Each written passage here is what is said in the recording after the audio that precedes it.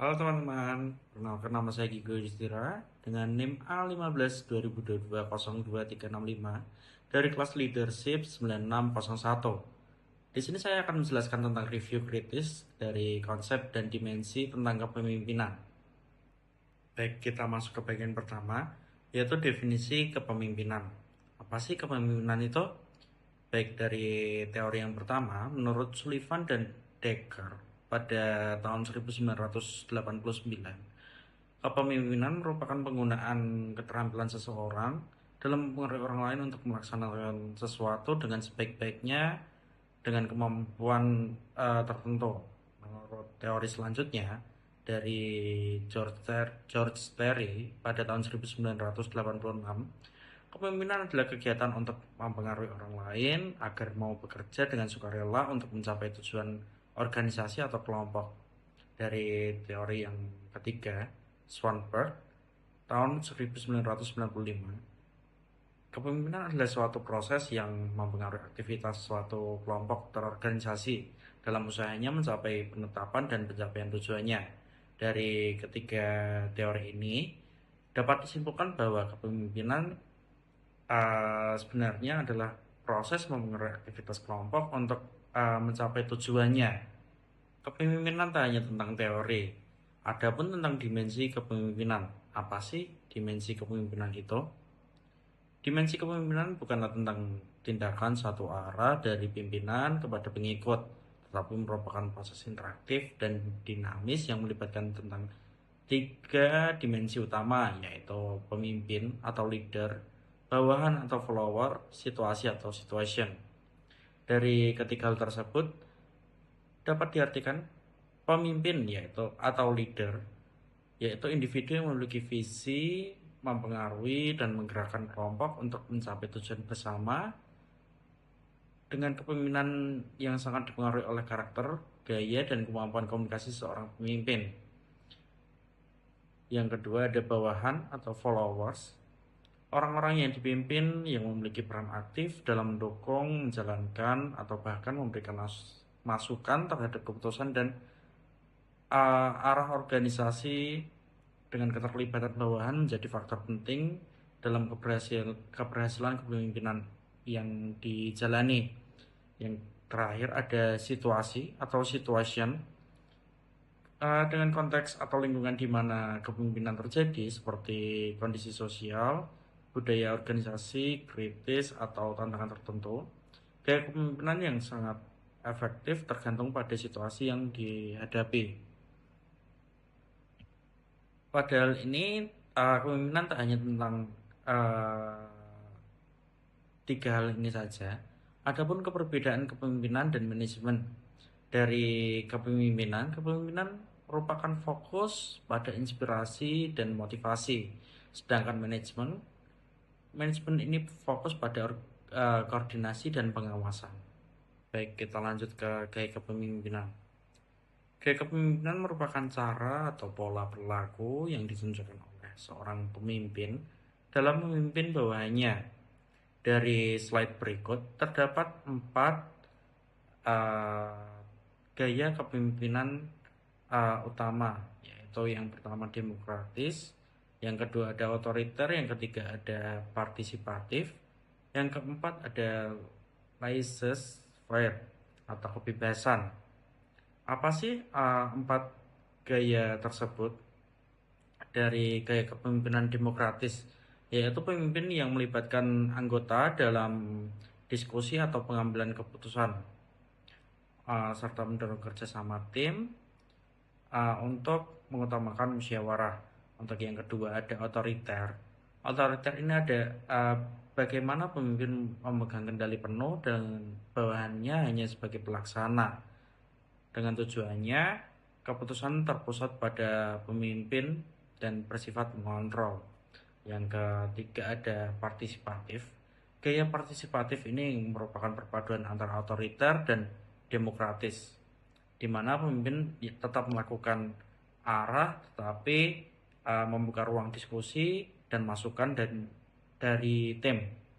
Dengan kombinasi demokratis dan otoriter, staf terlibat dapat memberi masukan. Yang terakhir ada gaya laissez-faire atau bebas. Uh, Hal ini menjelaskan tentang pemimpin memberikan kebebasan penuh kepada anggota untuk memilih keputusan, sementara dirinya hanya berperan sebagai simbol atau pengamat.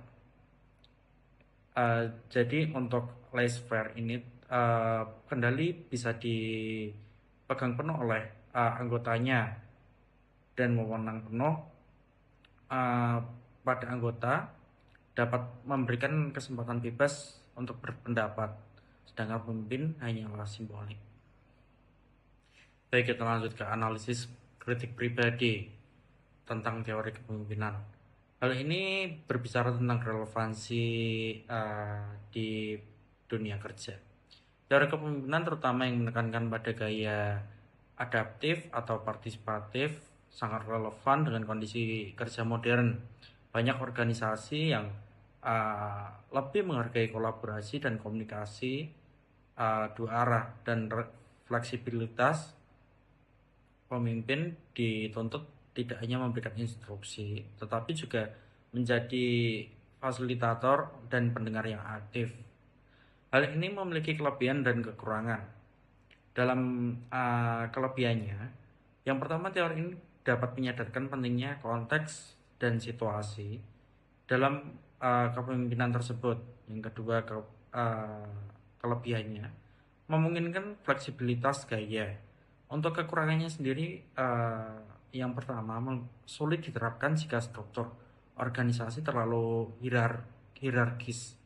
Untuk yang kedua, gaya bebas atau laissez-faire rentan menyebabkan kekacauan bila bawahan belum siap. Untuk dari hal-hal tersebut muncullah rekomendasi penerapannya.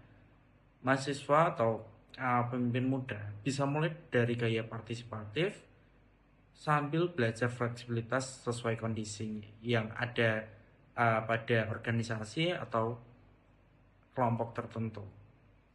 Dari studi kasus ringan, memiliki beberapa contoh kasus nyata. Salah satunya yang ada pada slide ini. Pada slide ini adalah contoh penerapan kepemimpinan partisipatif yang terlihat pada seorang mahasiswa yang menjadi ketua panitia pada acara kampus. Ia melibatkan anggota tim dalam diskusi, membagi tugas sesuai kemampuan, dan terbuka terhadap masukan. Keputusan diambil bersama, bukan secara sepihak. Hasilnya, tim bekerja dengan semangat, acara dapat berjalan dengan sukses, dan terciptanya suasana kerja yang kompak. Hal ini menunjukkan bahwa gaya partisipatif efektif dalam membangun kolaborasi dan rasa tanggung jawab bersama. Dalam kasus ini, sangat jelas dapat dilihat bahwa tim dapat merasa lebih dihargai dan anggota tim lebih merasa bertanggung jawab karena merasa nyaman dalam kepemimpinan pemimpin tersebut, dan acara dapat berjalan lancar dan tim terlihat lebih solid dan kompak. Refleksi pribadi kepemimpinan. Dalam materi ini, kepemimpinan mengajarkan bahwa menjadi pemimpin hanya soal memberi perintah atau kuasa saja, tetapi tentang membangun kepercayaan, komunikasi, dan kerjasama. Dari sini, saya belajar bahwa kepemimpinan yang baik itu harus mampu menyesuaikan diri dengan situasi yang ada dan memahami kebutuhan tim.